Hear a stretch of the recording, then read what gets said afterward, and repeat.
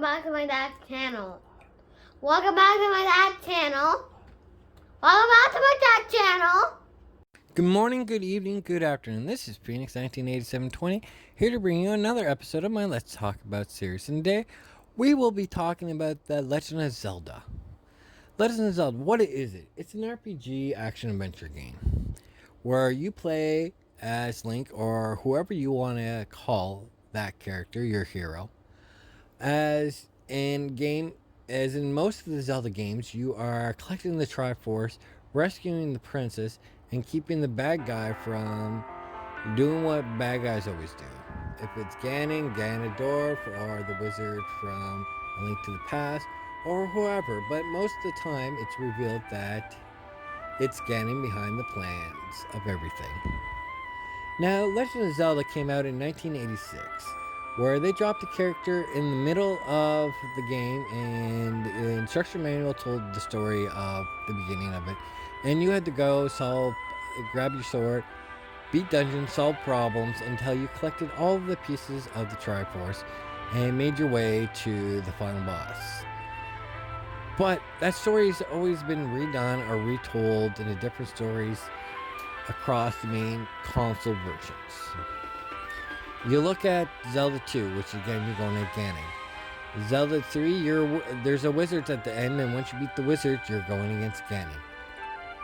Ocarina of Time, Ganondorf is the bad guy, and then once you beat Ganondorf, guess what? You're going against Ganon.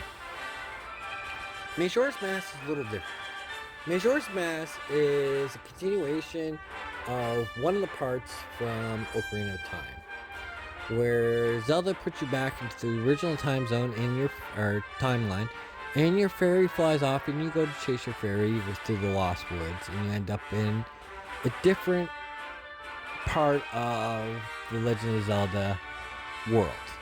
And that's what we're going to say, Legend of Zelda world. Because it's not a multiverse, nothing like that. It's what's outside of the Lost Woods. If you completely get lost and go through a different world, you end up in a different town where you get jumped by a skull kid who wants to do a prank, who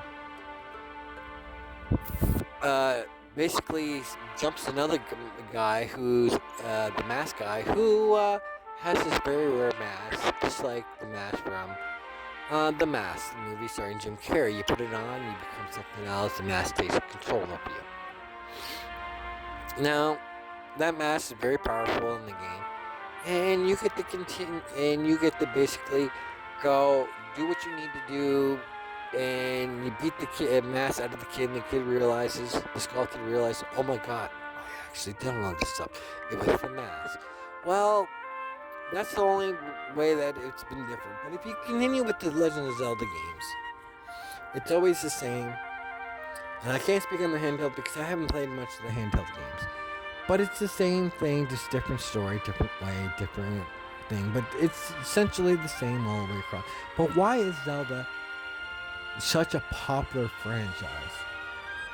Because it shares a lot of elements as Mario does. And it shares a lot of elements as a lot of franchises does.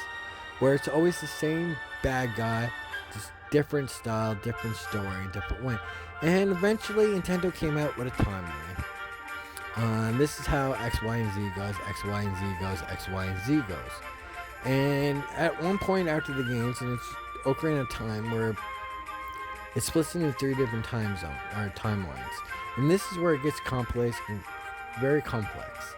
But with those different timelines, it kind of makes sense of the fallen hero, the child hero, and the adult hero.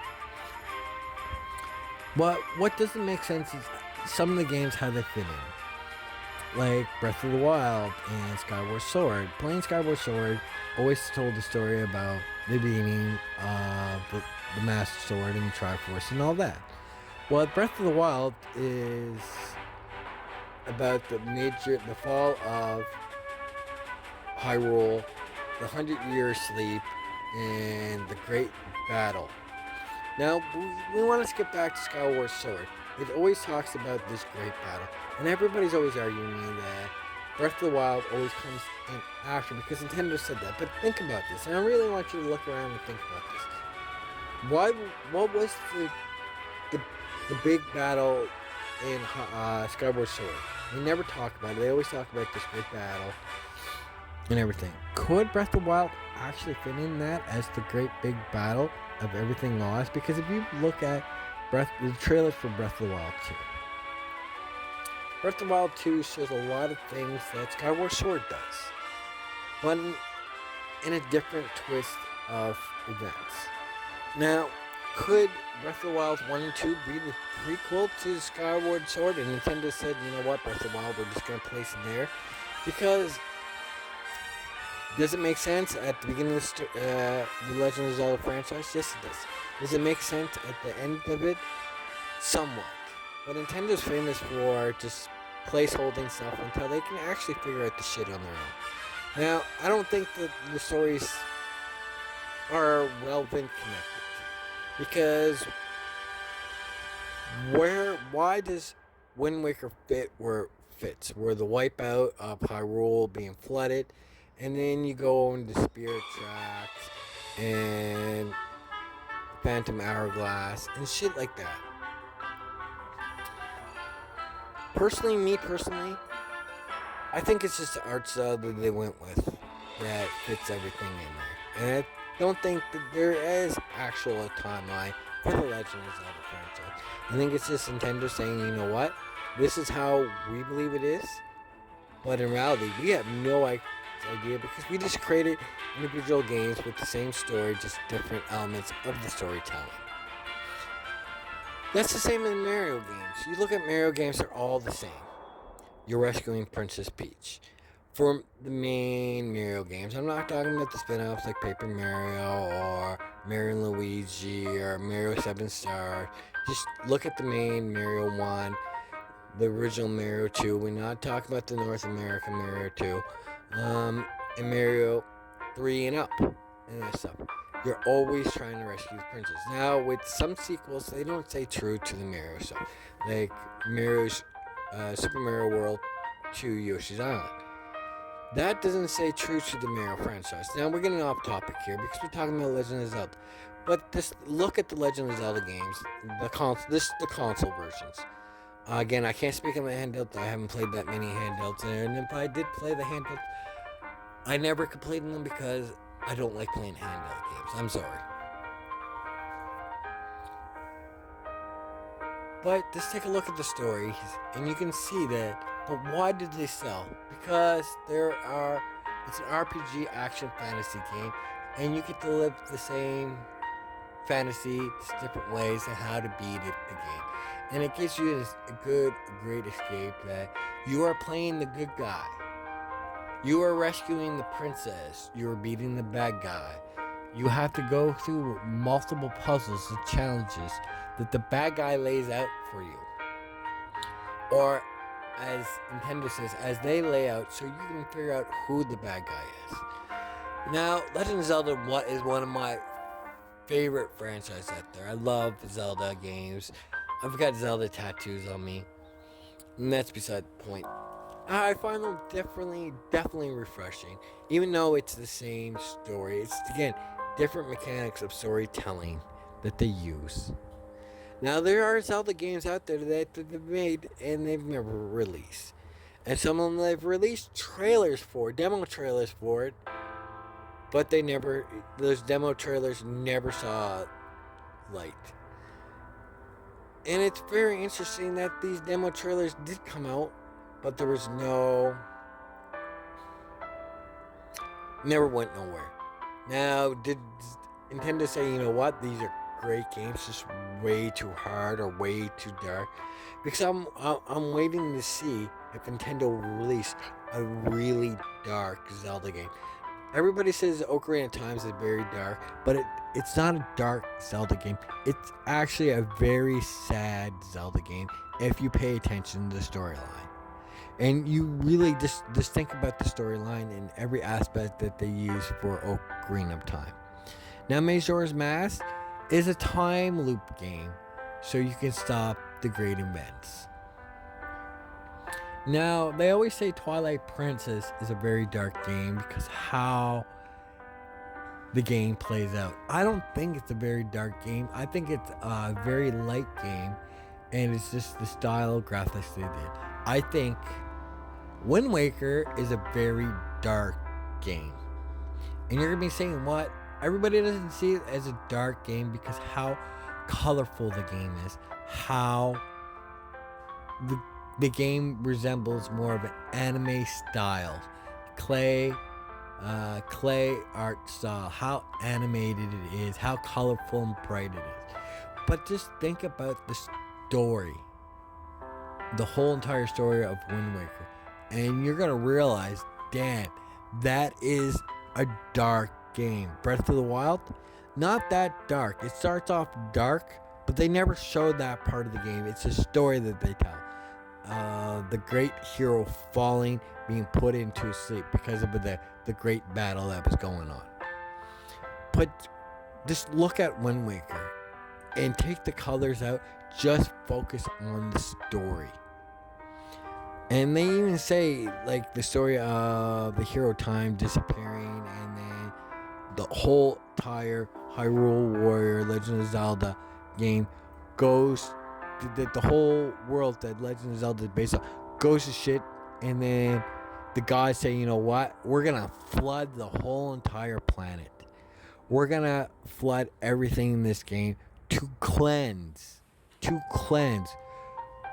the world from evil. Well, when they flood the whole entire world, a lot of people don't get away. A lot of innocent people don't get away. And the gods actually kill millions of good people just so they can cleanse the evil out of the world. So they sacrifice millions of Hyruleans, millions of people from the Legend of Zelda world to cleanse them clean and just pass on this story. They sacrifice, those gods done genocide on the whole entire world just so a few people can survive, hoping that they cleanse the world from the evil. But evil lives on and continues to live on. Now think about that. Why is certain games that they say is dark is not actually as dark as people think they are? And the ones that are light, that a lot of people love, is actually a lot darker with a story tone. People not seeing that. They look at the graphics and say, damn, that's dark. Look at the story of every Legend of Zelda game. And drop me down a comment of what you think of every Zelda mainline story there is. We're going to talk about the consoles versions, guys. I want you to actually think about the whole entire Zelda 1, Zelda 2, A Link to the Past, Ocarina of Time, Majora's Mask, Twilight Princess, Wind Waker, Skyward Sword, Breath of the Wild. Just think of those games. And you tell me what game has the darkest story? What game actually has the lightest story in it? The happy story. And now I want you to look at those graphics of those games that you determine what is dark, what is light storytelling wise, and place them to the graphics of those games. And yes, you're going to say, well, some of those games are limited to the technology. Take the technology out and just look at those games. Just completely look at those games. Even the 8-bit Legend of Zelda game. With those graphics at those times, even if you remade it with today's graphics, the stories of those games are a lot different than what you actually play. So is Nintendo, when they create these Zelda games, are they making games with false realities that people think, oh, this is such a light game, without people actually playing and understanding the story? I say Ocarina of Time is a very sad story. It is probably the saddest story in the game because your main character, loses at every ending there is. Every ending. He loses and the bad guy wins. No matter what. Even at the end when you kill Ganon and what goes on. Because you know what? Link loses. No matter what, Link is the loser, or your character, whatever you want to name it. He loses. Versus Wind Waker, where it's supposed to be a happier story. And just think of the whole story where your character, Link, or whoever you want to call him, is the champion, becomes the champion to live a legacy that's not his. He's being placed into the shoes of,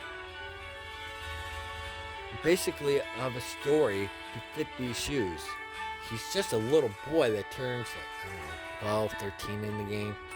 I'd have to replay it because it's his birthday and his grandma gives him these set of clothes based on the hero of a story that is 1,000 years old. And she forces him into a life that was never meant for him because she believes in a story. Now, guys, thank you for listening to what I had to say in my Let's Talk About Legend of Zelda series. But I want to know what you guys think is the most dark story there is. What is the most happy story?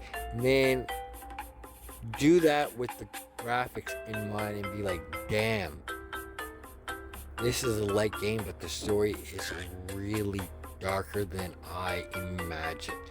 Just do me a favor. Now, at the same time, I want to say this. Over 50% of you guys that watch my channel are not subscribed. Do me a solid. Hit that subscribe button. Follow the notification bell so you can stay up to date with my latest videos. And drop me down a comment. I really want to see your input. And hit that like button. I would really appreciate it. Until later on, this is Phoenix 198720 saying I hope you guys have a good morning, a good evening, a good afternoon. Peace.